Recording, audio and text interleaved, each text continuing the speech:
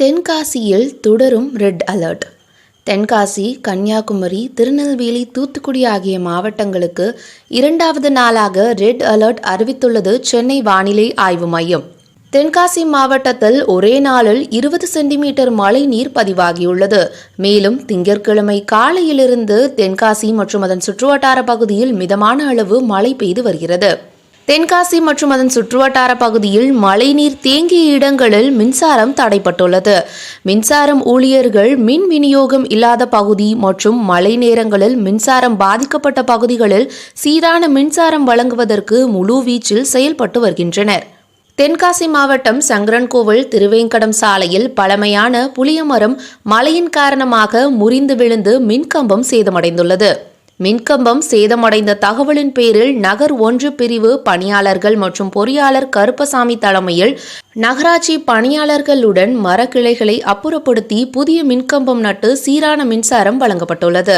மழை நேரங்களிலும் விரைந்து வந்து மின் விநியோகம் வழங்கிய மின்சார ஊழியர்களுக்கு பொதுமக்கள் பாராட்டுக்களை தெரிவித்து வருகின்றனர்.